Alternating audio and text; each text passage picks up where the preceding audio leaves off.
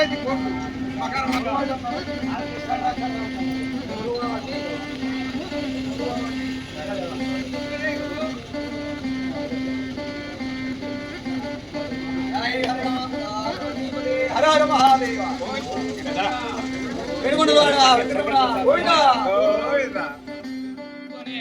యువకుడు ఉండేవాడు. అతడు పరమ విష్ణు భక్తి పరాయణుడు.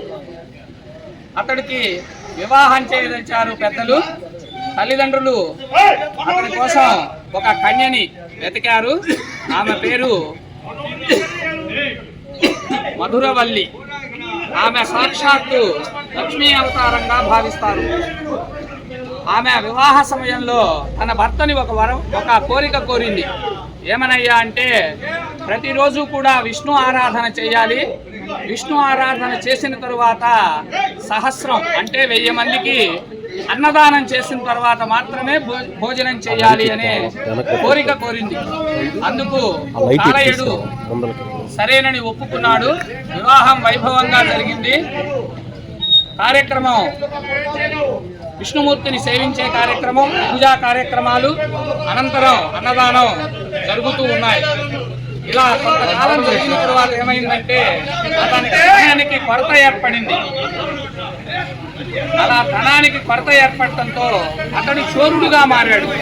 దొంగతనాలు చేయటం అంటే ఎలాంటి దొంగతనాలు? ఆ నగరానికి వచ్చే త్రోవలో ఎవరైతే ఆభరణాలు ధనముతో వెళ్తూ ఉంటారో వాళ్ళని ఒక ముఠ ఒక 8 మందో 10 మందినో ఒక సమూహంగా తయారు చేశాడు. దోచుకుండేది ఆ డబ్బును తీసుకెళ్లి ఆ విష్ణు యొక్క ఆరాధన అన్నదానానికి ఖర్చు చేసే రకంగా అతను ఏర్పాటు చేయటం మొదలుపెట్టాడు. ఇలా కొన్ని రోజులు జరిగిన తరువాత సాక్షాత్తు ఆ మహావిష్ణువే, శంఖచక్ర పద్మాలు కలిగిన శ్రీ మహావిష్ణువే ఇతన్ని పరీక్ష చేయాలనుకున్నాడు. ఇతడు నిజమైన విష్ణు భక్తుడా కాదా అని. వెంటనే ఆ మార్గంలో ఎవ్వరు కూడా వెళ్లకుండా ఆయన మాయ చేత, విష్ణు మాయ చేత ఆ త్రోవలో అతనికి ఎవరికీ దొరకకుండా 3 రోజుల పాటు ఉంచాడు. ఆ 3 రోజుల పాటు అతను విష్ణు పూజ చేశాడు. కానీ ఆ 1000 మందికి అన్నదానం చేయలేకపోయినందుకు చింతిస్తూ అతను కూడా ఆఖరికి మంచినీళ్లు ముట్టకుండా అతను ఉపవాసం ఉండడం మొదలుపెట్టాడు. ఈ రోజు ఎలాగైనా సరే మనం డబ్బు సంపాదించి 3 రోజులకి సరిపడనా చేయని కార్యక్రమాన్ని కూడా చెయ్యాలి అని చెప్పి వాళ్ళంతా కూడా ఒక ఎత్తైన వృక్షాన్ని ఎక్కి పార్చుకొని కూర్చొని ఉన్నారు. ఎవరు వస్తారు ఈ త్రోవలో? వాళ్ళని ఎట్లాగైనా సరే పట్టి బంధించి వాళ్ళ దగ్గరున్న నగదు కానీ లేకపోతే ఆభరణాలు కానీ దోచుకొని ఆ డబ్బుతో ఈరోజు అన్నదాన కార్యక్రమం చేయాలి అని నిశ్చయించాడు. సాక్షాత్తు శ్రీ మహావిష్ణువే అశ్వంపై సకల ఆభరణాలను ధరించి అక్కడికి ఆ త్రోవలో రావటం మొదలుపెట్టాడు. అంతలో అతని మిత్రుడు ఒకతను చూసి చెప్పాడు, ఎవరో అశ్వం మీద వస్తున్నాడు ఒక యువకుడు, అతని దగ్గర చాలా ఆభరణాలు ఉన్నాయి, మనకి ఒక రోజుకు కాదు దాదాపు ఒక నెల రోజులకు సరిపోయే వస్తువులు ధనం అంతా కూడా మనకు వస్తుంది, అతన్ని కనుక దోచుకున్నట్టయితేనని. వెంటనే అందరూ చెట్టు దిగి పొదల చాటు నుంచోనున్నారు. ఎప్పుడైతే ఆ మార్గంలో శ్రీ మహావిష్ణువు గుర్రం పైన వస్తున్నాడో వెంటనే కాలయుడు అతని మిత్రులంతా కూడా అతన్ని చుట్టుముట్టేశారు. చుట్టుముట్టేసి అనగానే విష్ణుమూర్తి అడిగాడు, ఎవరయ్యా మీరు, నన్ను చుట్టుముట్టారు, మీకేం కావాలి అని అడిగాడు. వెంటనే కాలయుడు చెప్పాడు, నువ్వు మర్యాదగా నీ దగ్గరున్న ఆభరణాలు అవన్నీ తీసి అక్కడ పెట్టు, మేము చోరులము, మేము దొంగలము, మాకు వృత్తే ఇది, మేము దోచుకోవడమే మేము చేసే పని, కాబట్టి నీ ఆభరణాలన్నీ అక్కడ పెట్టేళ్ళయ్యా అన్నాడు. సరే విష్ణుమూర్తి చేసేది లేక అన్నీ కూడా ఆభరణాలు అతనికి అప్పగించాడు. అప్పగించి విష్ణులోకానికి వెళ్ళాడు.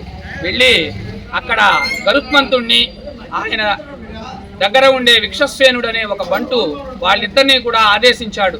అసలు ఇతనెవడు, ఇతడు ఏం చేస్తుంటాడు, ఇతని కదలికలన్నీ కూడా మీరు గమనించి రండి అని చెప్పి పంపించాడు. వాళ్ళు వెళ్ళారు. వెళితే ఆ అడవి మధ్యలో ఒక పెద్ద గుహ, ఆ గుహ లోపల పెద్ద విష్ణుమూర్తి విగ్రహం, అక్కడ రకరకాల రాజభోగాలతో విష్ణుదేవునికి పూజలు జరుగుతూ ఉన్నాయి. ఒక పక్కన అన్నదానం కావలసిన అన్ని పదార్థాలు తయారు చేస్తున్నారు. అన్నదానంకి జనం తండోపతండాలుగా వస్తున్నారు. ఇవన్నీ చూసి గరుత్మంతుడు విక్షసేనుడు ఆశ్చర్యపోయారు. ఇదేమిటి, చోరుడేమిటి, ఇవన్నీ చేయడం ఏమిటి అని వెంటనే వెళ్ళి విష్ణుమూర్తికి చెప్పారు. అయ్యా అక్కడ జరుగుతున్నది కళ్ళారా చూసి మేమే మూర్ఛపోయినంత పని అయింది. సాక్షాత్తు శ్రీ మహావిష్ణువుని అక్కడ నిన్నే పూజిస్తున్నాడు. పూజించడమే కాదు 1000 మందికి ప్రతిరోజు కూడా అన్నప్రసాదాన్ని అందిస్తూ ఉన్నాడు. ఈ విధంగా చేస్తున్నాడు అని చెబుతాడు. అట్టయితే నేను విమానం పంపుతున్నాను, అతన్ని తీసుకురమ్మని చెప్పి విష్ణులోకానికి కాలయుడిని తీసుకెళ్లారు. తీసుకెళ్ళిన తర్వాత ఏమయ్యా నువ్వు చేసే పని ఏమిటి, నువ్వు ఆ ధనాన్ని ఎందుకు ఉపయోగిస్తున్నావు అని అడిగితే, నేను శ్రీ మహావిష్ణువు పరమభక్తుడిని, నేను ఆయన సేవలోనే నేను తరించాలనుకున్నాను.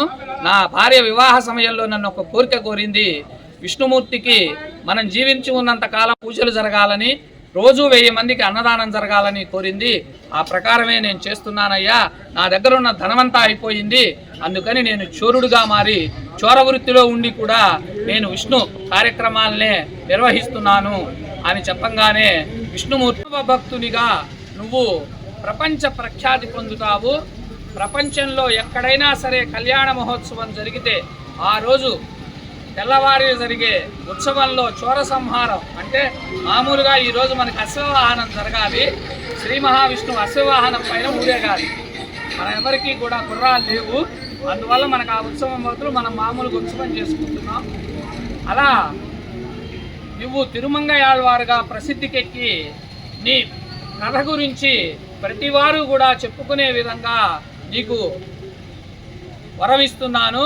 నువ్వు తిరుమంగయాళ్వారుగా వైష్ణవ భక్తుల్లో మన రామాలయంలో ఆ పక్కన పెట్టున్నారు వరుసగా ఆళ్వారులు అంటారు వాళ్ళని. ఆ ఆళ్వారుల్లో తిరుమంగయాళ్వారు అనే ఆళ్వారు కూడా ఉన్నాడు. ఆయనే ఈ చోరుడైన కాలయుడు అనే